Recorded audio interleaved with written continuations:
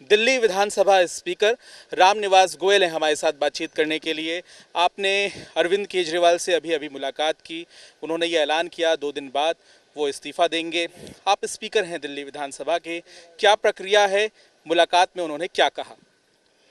इस्तीफा देंगे वो, और उनकी अपनी जो समझ है राजनीतिक, और इस राजनीतिक समझ के आधार पर और पिछला जो केंद्रीय सरकार यानी बीजेपी द्वारा वातावरण जो क्रिएट किया गया है पूरे देश में भ्रष्टाचार को लेकर, बेईमानी को लेकर, और ये डिसीजन मैं समझता हूँ उनसे बातचीत के आधार पर ये उनका उचित निर्णय है। जनता के बीच में जाएंगे, चुनाव नज़दीक है, और उन्होंने अपील की है जनता से, अगर आप मुझे ईमानदार समझते हैं तो पुनः भारी बहुमत से विजयी बने। और ये निश्चित रूप से राजनीतिक कदम है, और एक व्यक्ति के लिए जिसको चारों ओर से घेर लिया जाए, ईमानदार व्यक्ति को, और उसका निर्णय ये उचित है।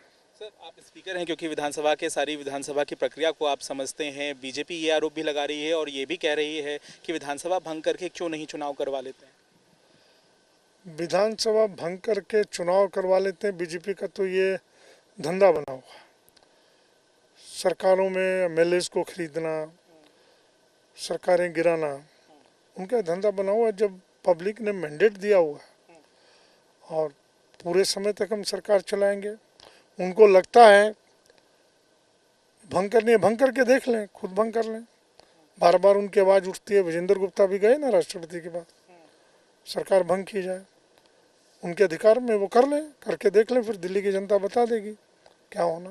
क्या मन की बात क्या थी? उन्होंने कब ये तय किया? क्या जेल में ही तय कर लिया था कि वो इस्तीफा दे देंगे और फिर बाद में आके रणनीति बने? इस विषय पर मेरी कोई चर्चा नहीं हुई, लेकिन मुझे लगता है कि इन सब चीज़ों से जेल में बैठकर शांतिपूर्वक, जो मुझे व्यक्तिगत तौर पर लगता है, उन्होंने आत्मचिंतन किया होगा कि बेल मिलने के बाद मैं कदम लूँगा। और उस कदम को क्यों 13 को बेल हुई है, 14 को उन्होंने रिजाइन किया है, तो ये निश्चित रूप से उनका ऐलान किया है। ऐलान किया है।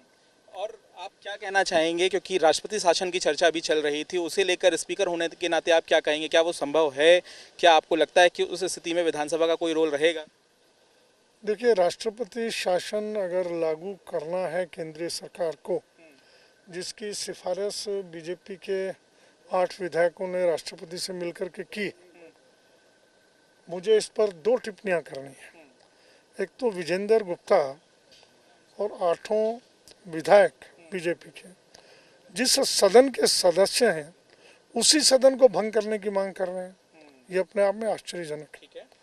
एक बात, उनको अगर सदन ठीक नहीं लग रहा, रिजाइन कर जाएं स्वयं।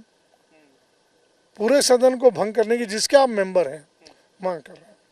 दूसरी बात, मुझे नहीं लगता कि केंद्रीय सरकार या बीजेपी दिल्ली सरकार को भंग करेगी। भंग करने का कदम उनके लिए उल्टा पड़ने वाला है। क्यों उन्होंने जेल में डाला, जेल से बेल हुई, दिल्ली के अनेक नेताओं को जेल में डाला, उसमें मुँह की खानी पड़ी, और ये सारा सब कुछ जो षड्यंत्र रचा गया, उसमें उनको बार बार मुँह की खानी पड़ी। और अब भंग करने का मुझे नहीं लगता कोई मौका लेंगे, और मौका लेंगे किया भी तो मुँह की खाएंगे। चुनाव तो करवाने ही पड़ेंगे।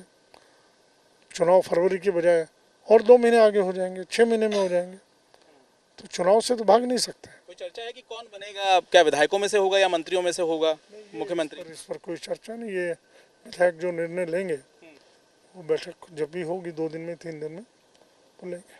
बहुत बहुत धन्यवाद। स्पीकर रामनिवास गोयल सीधे तौर पर ये बता रहे हैं, एक्सक्लूसिव बातचीत करते हुए, कि अरविंद केजरीवाल ने जेल में मंथन किया होगा और उसके बाद ये ऐलान किया कि वो इस्तीफा देने जा रहे हैं। बड़ी बात यहाँ पर स्पीकर अरविंद केजरीवाल से मुलाकात करने के बाद कह रहे हैं। कैमरामैन दीपक बिष्ट